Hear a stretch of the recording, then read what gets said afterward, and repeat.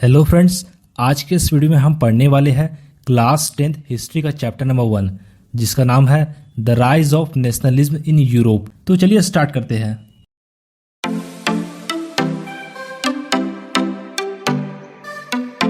The French revolution and the idea of nation. तो friends 1789 में जब फ्रेंच रिवॉल्यूशन हुआ तो उसका प्रभाव पूरे यूरोप पर पड़ा।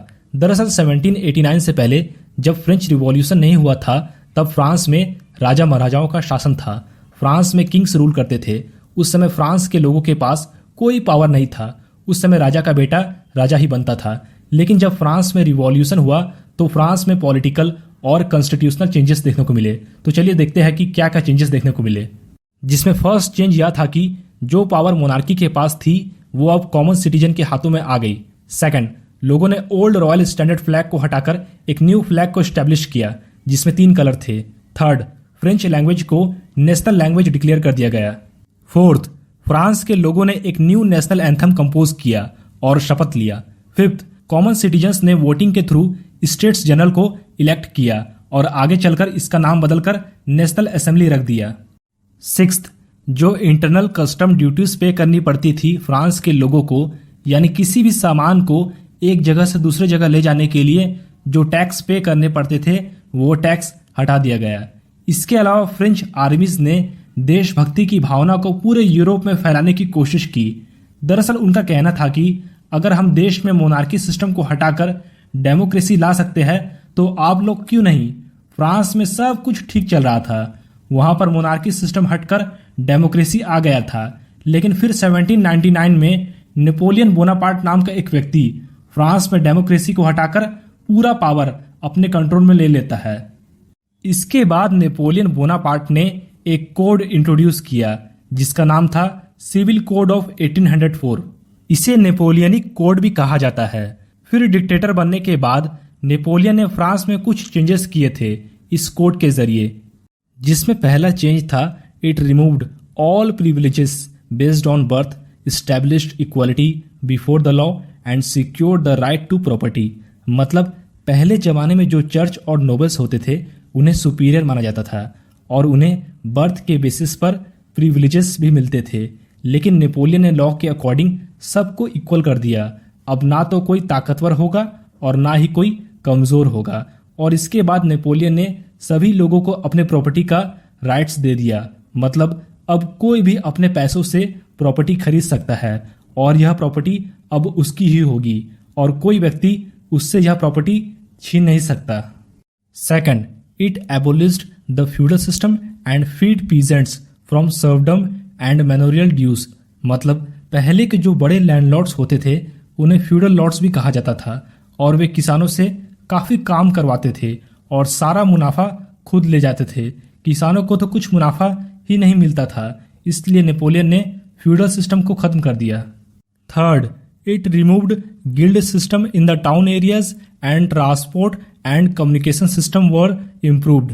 नेपोलियन ने पूरे टाउन एरियाज में गिल्ड सिस्टम को हटा दिया और ट्रांसपोर्ट और कम्युनिकेशन सिस्टम्स को इम्प्रूव कर दिया, जिस कारण फ्रांस में काफी तेजी से डेवलपमेंट होने लगा। Fourth, it led to the establishment of universal laws, standardised weights and measures and common national currency which facilitate the movement and exchange of goods from one region to another. मतलब France में universal law बनाया गया जिसमें कि वजन और माप को स्टैंडर्डाइज किया गया। साथ ही फ्रांस में जो करेंसी चलती थी उसे हटाकर एक ही तरह की करेंसी में बदल दिया और एक जगह से दूसरे जगह में सामान के एक्सचेंज के रिस्ट्रिक्शन को हटा दिया गया। The making of nationalism in Europe. Mid 18th century में यूरोप में कोई भी नेशन स्टेट नहीं था। नेशन स्टेट का मतलब यह होता है कि कोई भी ऐसी कंट्री जिसमें ज़्यादातर लोग कॉमन लैंग्वेज, कॉमन कल्चर और कॉमन आइडेंटिटी को फॉलो करते हैं। फॉर एग्जाम्पल, आज की सभी कंट्रीज में नेशन स्टेट है, लेकिन पहले ऐसा बिल्कुल नहीं होता था। यूरोपियन कंट्रीज जैसे कि जर्मनी, इटली और स्विट्जरलैंड में किंगडम्स, डचेस और कैंटोन्स में डिवाइड किया गया। दरअसल यहाँ पर राजा महाराजा का शासन हुआ करता था। फॉर एग्जाम्पल, अगर हम बात करें हैब्सबर्ग एम्पायर की तो इसके अंदर अलग अलग टाइप्स के लोग रहते थे जिनके कल्चर, लैंग्वेज और आइडेंटिटी सब कुछ अलग अलग थे। हैब्सबर्ग एम्पायर जो कि ऑस्ट्रिया और हंगरी पर रूल करते थे। हंगरी में आधे पॉपुलेशन मग्यार बोलते थे, जबकि बाकी के आधे पॉपुलेशन अलग अलग भाषा बोला करते थे। लेकिन गैलिशियर में एरिस्टोक्रेसी यानी रईस लोग या पैसे वाले लोग पॉलिश लैंग्वेज बोलते थे। The aristocracy and the new middle class. Aristocracy जो कि सोशली और पॉलिटिकली कॉन्टिनेंट में डोमिनेट करते थे। दरअसल उनके पास ग्रामीण क्षेत्र और शहरों के घरों में प्रॉपर्टी थी। जब यूरोप के वेस्टर्न और सेंट्रल पार्ट में व्यापारिक वर्गों का उदय हुआ तो उनका अस्तित्व मार्केट के लिए प्रोडक्शन पर आधारित था, और फिर आगे चलकर इंडस्ट्रियलाइजेशन के कारण वर्किंग क्लास पॉपुलेशन और मिडिल क्लास के नए सोशल ग्रुप्स जैसे कि इंडस्ट्रियलिस्ट, बिजनेसमैन और प्रोफेशनल्स अस्तित्व में आए। और फिर नेशनल यूनिटी जिसमें सभी लोगों की कल्चर, लैंग्वेज और ट्रेडिशन सभी एक हो। एजुकेटेड लिबरल मिडिल क्लास के बीच नेशनल यूनिटी का जो आइडिया था वो काफी लोकप्रिय रहा। Meaning of liberal nationalism. Early 19th century में यूरोप में नेशनल यूनिटी का जो आइडिया था वह लिबरलिज्म के विचारधारा से क्लोजली रिलेट करता था। न्यू मिडिल क्लास के लिए लिबरलिज्म का मतलब था कि हर एक नागरिक के लिए आज़ादी होनी चाहिए और कानून के अनुसार सब कोई बराबर होना चाहिए। फ्रांस में वोट देने और निर्वाचित होने का अधिकार केवल उन्हीं लोगों को दिया गया था जिनके पास प्रॉपर्टी थी। बिना प्रॉपर्टी वाले मेन और वोमेन को वोट देने और निर्वाचित होने का अधिकार नहीं दिया गया था।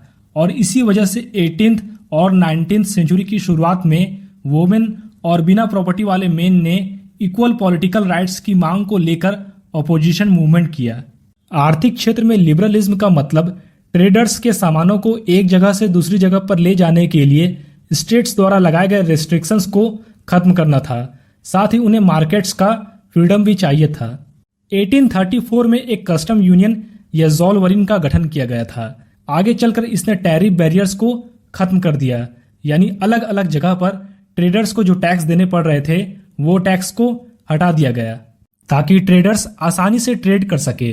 और पूरे यूरोप में 30 तरह की करेंसीज को हटाकर 2 तरह की करेंसीज कर दिया गया। A new conservatism after 1815। जैसा कि फ्रेंड्स हमने आपको बताया था कि नेपोलियन ने 1799 में यूरोप में शासन किया था और उसका शासन 1815 तक चला। तो 1815 में ऐसा क्या हुआ कि यूरोप में नेपोलियन का शासन खत्म हो गया। दरअसल 1815 में एक वॉर होता है जिसमें एक तरफ नेपोलियन था तो वहीं दूसरी तरफ ब्रिटेन, रसिया, प्रूशिया और ऑस्ट्रिया होते हैं, और इस वॉर को बैटल ऑफ वाटरलू बोला गया था। इस वॉर में नेपोलियन हार जाता है जबकि चारों कंट्रीज ब्रिटेन, प्रूशिया, रसिया और ऑस्ट्रिया जीत जाते हैं। दरअसल ये चारों स्टेट्स में कंजर्वेटिव पीपल थे। ये चाहते थे कि यूरोप में मोनार्की सिस्टम वापस आ जाए। ये लोग कंजर्वेटिज्म लाए और नेपोलियन ने यूरोप में जो कुछ भी किया था उसको हटाकर पुराने सिस्टम को वापस लाते हैं। जैसे कि पहला मोनार्की सिस्टम को वापस ला देते हैं, दूसरा चर्च के पावर को वापस ला देते हैं और तीसरा सोशल हायरचीज को वापस ला देते हैं। मतलब एरिस्टोक्रेसी और मिडिल क्लास सभी पहले की तरह वापस आ जाते थे। साथ ही इन्होंने सेंसरशिप भी ला दी थी जिसमें कोई भी इनके अगेंस्ट आर्टिकल नहीं लिख सकता और ना ही इनके अगेंस्ट कोई आवाज उठा सकता था। इसके अलावा इन चारों स्टेट ब्रिटेन, रशिया, प्रूशिया और ऑस्ट्रिया ने 1815 में एक एग्रीमेंट साइन किया जिसका नाम था ट्रीटी ऑफ वियना, और इसको होस्ट एक ऑस्ट्रियन चांसलर डेक मैटरनिच ने किया था। तो इस ट्रीटी में ऐसा क्या हुआ था तो चलिए देखते हैं। Major points of the treaty of Vienna. First, the Bourbon dynasty which had been deposed during the French revolution was restored to power. मतलब फ्रांस में फ्रेंच रिवॉल्यूशन के दौरान बॉर्बन डायनेस्टी जो चलती थी जिसे बीच में हटा दिया गया था अब उसे फिर से रीस्टोर कर दिया गया। Second, a series of states set up on the boundaries of France to prevent its expansion in future. मतलब फ्रांस के चारों तरफ बाउंड्रीज में स्टेट्स का सेटअप किया गया ताकि फ्यूचर में फ्रांस का एक्सपेंशन ना हो। Third, Prussia was given new territories on its western frontiers including Saxony while Austria was given control of northern Italy। मतलब प्रूशिया को वेस्टर्न बॉर्डर में नया टेरिटरीज दिया गया जिसमें सैक्सोनी शामिल है और ऑस्ट्रिया को नॉर्दर्न इटली का कंट्रोल दिया गया।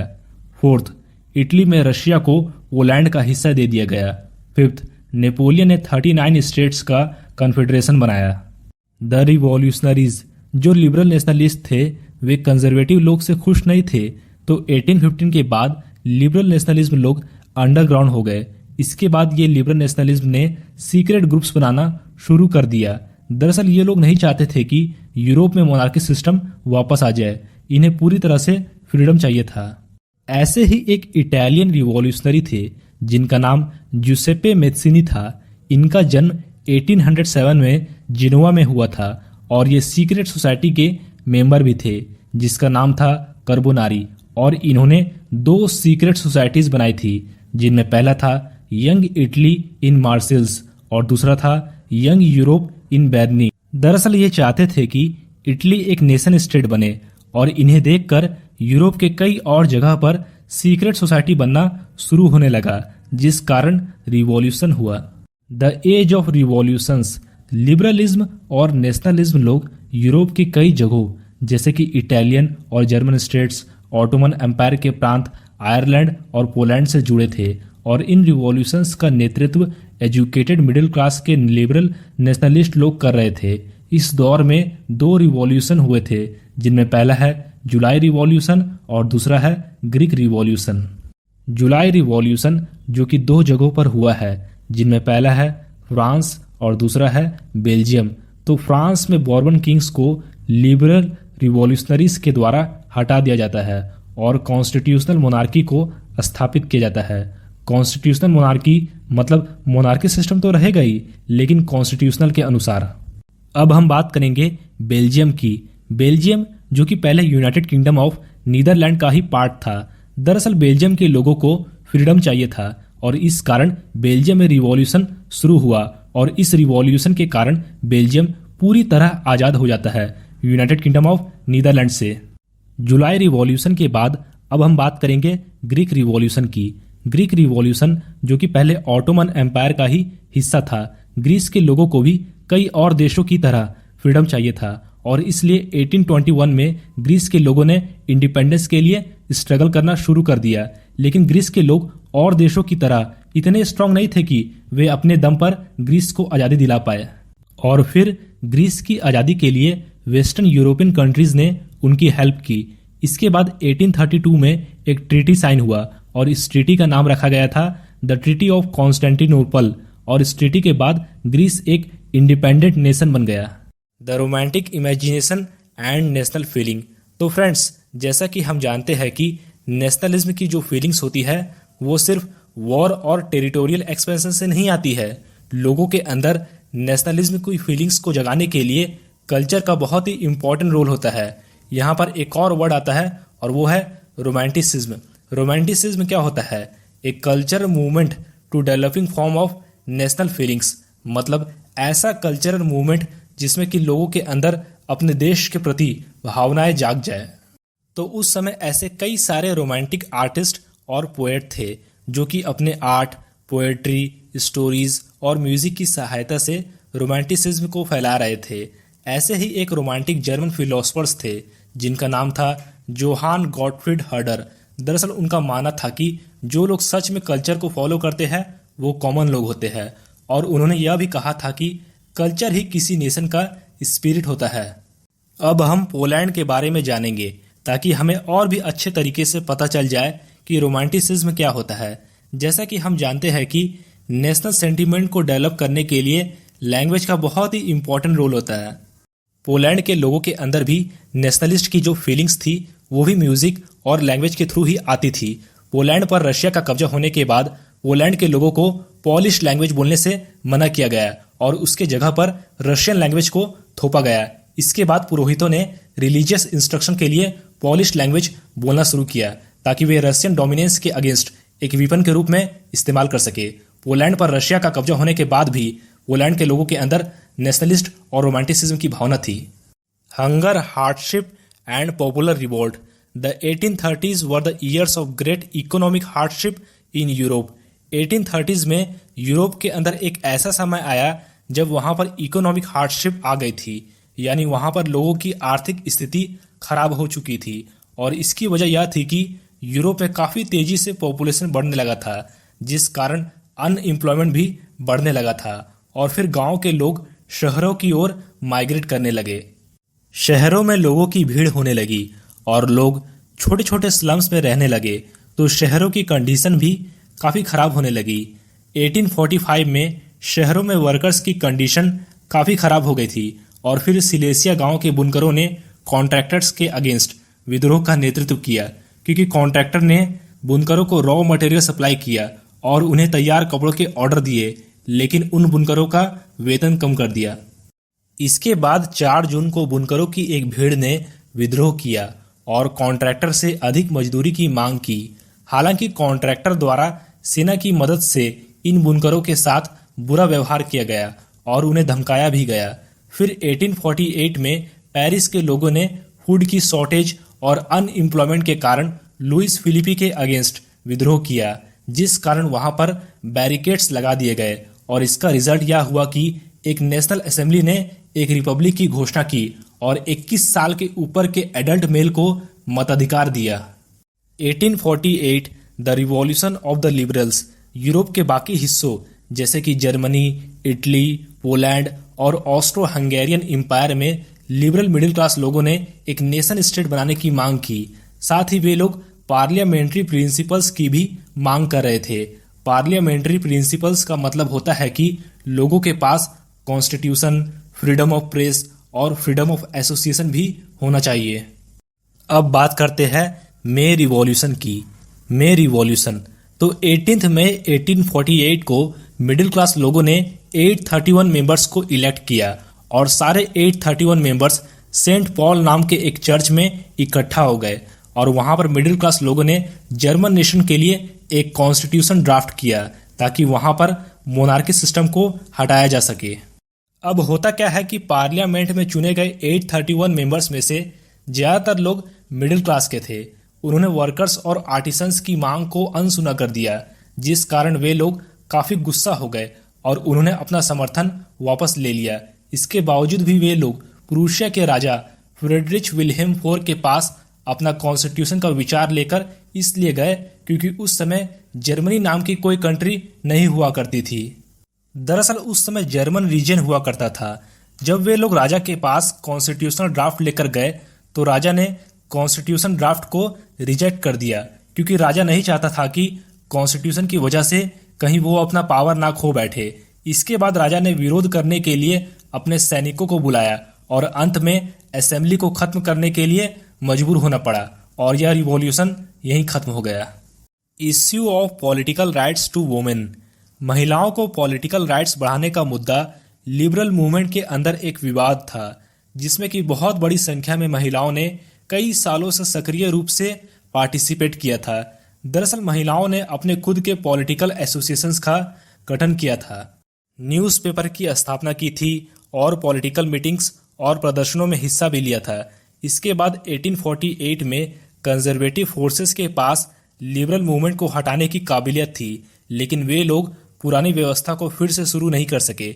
1848 के बाद सेंट्रल और ईस्टर्न यूरोप के मोनार्कीज यानी राजाओं ने ऐसे बदलाव पेश किए जो कि 1815 से पहले ही वेस्टर्न यूरोप में शुरू हो चुके थे।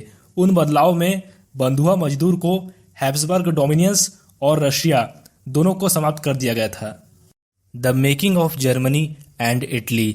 इस टॉपिक में हम पढ़ेंगे कि जर्मनी और इटली का यूनिफिकेशन कैसे होता है। यूनिफिकेशन ऑफ जर्मनी मतलब जर्मनी का एकीकरण। 1848 के बाद नेशनल सेंटिमेंट्स को कंजर्वेटिव द्वारा अक्सर यूरोप पर स्टेट पावर और पॉलिटिकल डोमिनेशन पर कब्जा करने के लिए बढ़ावा दिया गया। जर्मनी के अंदर मिडिल क्लास लोगों में नेशनलिस्ट की जो फीलिंग्स थी वो बहुत ज़्यादा थी।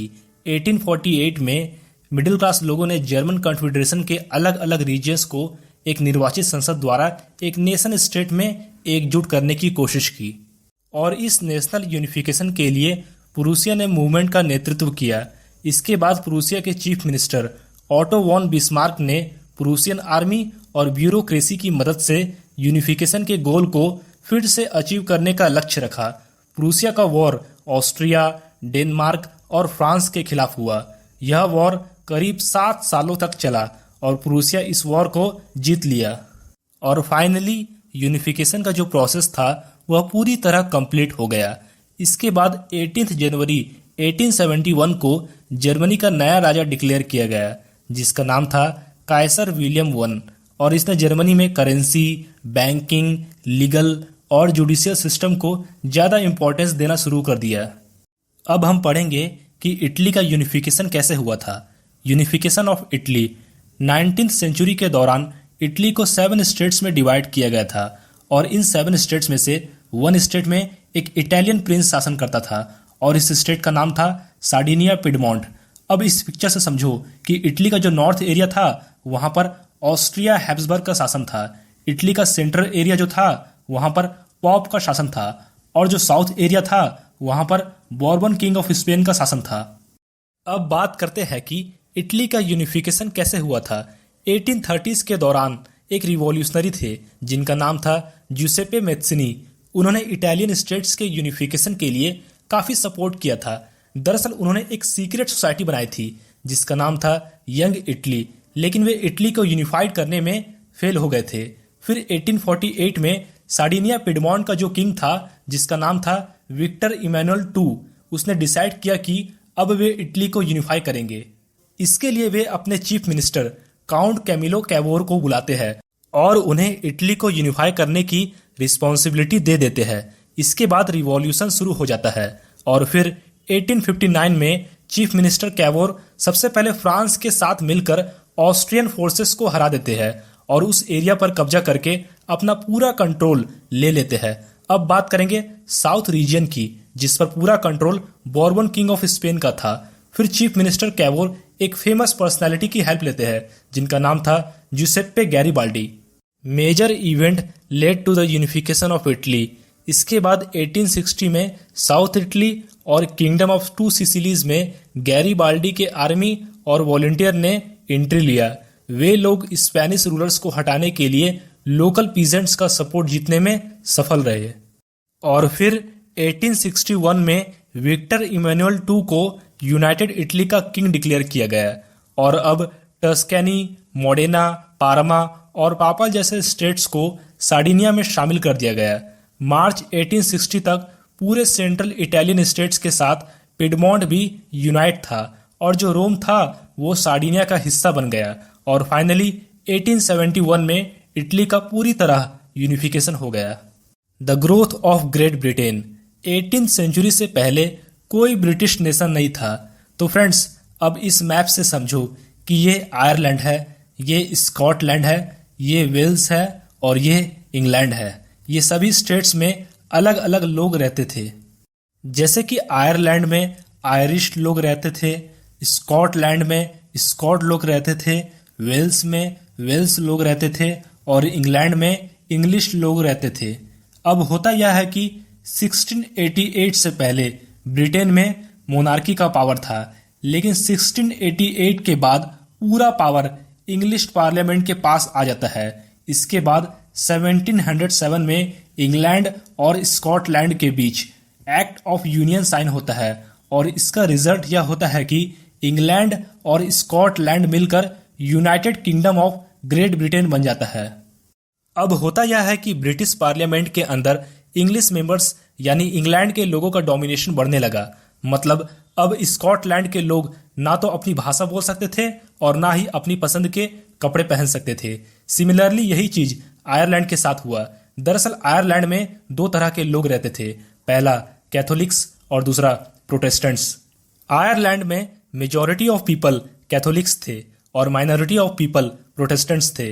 इंग्लैंड जो कि प्रोटेस्टेंट्स को सपोर्ट करता है ताकि वह मेजॉरिटी कैथोलिक कंट्री पर डोमिनेंस कर सके, लेकिन कैथोलिक ने इंग्लैंड का विरोध किया और 1798 में एक आयरिश मैन थे जिनका नाम था वॉल्फ टोन। उसने इंग्लैंड का विरोध किया लेकिन उसे दबा दिया गया और फाइनली 1801 में आयरलैंड को जबरदस्ती यूनाइटेड किंगडम ऑफ ब्रिटेन में शामिल कर लिया गया और एक नया ब्रिटिश नेशन बना और इस नए ब्रिटेन में ब्रिटिश फ्लैग, नेशनल एंथम और इंग्लिश लैंग्वेज को प्रमोट किया जाने लगा। Visualising the nation. 18th और 19th सेंचुरी में यूरोपियन आर्टिस्ट लोगों ने अपने नेशन को विजुलाइज करने के बारे में सोचा। मतलब किसी नेशन का ऐसा रूप हो जिससे कि वहां रहने वाले सभी लोगों में यूनिटी हो। यूरोपियन आर्टिस्ट लोगों ने अपने अपने नेशन को फीमेल फिगर्स का रूप दिया, जिन्हें एलिगरी भी कहा जाता है। जैसे फ्रांस की फीमेल एलिगरी थी मैरियन और जर्मनी की फीमेल एलिगरी थी जर्मेनिया। Nationalism and imperialism. जैसा कि हम जानते हैं कि नेशनलिज्म का मतलब होता है अपने देश के प्रति प्यार होना या फिर देशभक्ति की भावना। 19th सेंचुरी के खत्म होने तक नेशनलिज्म की फीलिंग्स इंपीरियलिज्म में बदल जाती है। इंपीरियलिज्म का मतलब होता है साम्राज्यवाद। Imperialism occurs when a strong nation takes over a weaker nation and dominates its economic, political and cultural life. मतलब कोई स्ट्रॉन्ग नेशन किसी वीक नेशन पर पूरी तरह से कंट्रोल कर लेता है और इकोनॉमिक, पॉलिटिकल और कल्चरल लाइफ को भी डोमिनेट करता है। ऐसा ही एक केस है बाल्कन्स रीजन से रिलेटेड। बाल्कन्स जो कि यूरोप के अंदर है, बाल्कन्स जिस पर पूरी तरह ऑटोमन एम्पायर का कंट्रोल था। बाल्कन्स रीजन्स के अंदर बहुत सारे स्टेट्स आते थे, जैसे कि Romania, Bulgaria, Albania, Greece, Macedonia, Croatia, Bosnia Herzegovina, Slovenia, Serbia और मॉन्टेनीग्रो। अब होता यह है कि ऑटोमन एम्पायर काफी वीक होने लगा और इस वजह से बाल्कन्स रीजन के स्टेट्स अपने अपने अलग कंट्रीज बनाने लगे। ये सभी कंट्रीज आपस में एक दूसरे से जेलस करते थे और ये लोग चाहते थे कि अपने टेरिटरी को एक्सपेंड करे। फिर ये सभी कंट्रीज बाल्कन्स रीजन को कैप्चर करने के लिए लड़ने लगे। यह सब देखकर बहुत सारे पावरफुल यूरोपियन नेशन जैसे कि रशिया, फ्रांस, जर्मनी, इंग्लैंड और ऑस्ट्रो हंगरी भी बाल्कन्स रीजन को कैप्चर करने के लिए लड़ने लगे और आगे चलकर इसी वजह से फर्स्ट वर्ल्ड वॉर भी हुआ था। तो फ्रेंड्स, यह चैप्टर यहीं खत्म होता है और मैं उम्मीद करता हूं कि यह वीडियो आपको जरूर पसंद आया होगा। और अगर यह वीडियो आपको पसंद आया है तो आप इस वीडियो को लाइक कर सकते हो और हो सके तो आप चैनल को सब्सक्राइब भी कर सकते हो क्लास 10 की वीडियोस को आगे देखने के लिए। मिलते हैं अगली वीडियो में। और हाँ, नेक्स्ट वीडियो में हम कंप्लीट करेंगे हिस्ट्री के सेकंड चैप्टर को, जिसका नाम है नेशनलिज्म इन इंडिया।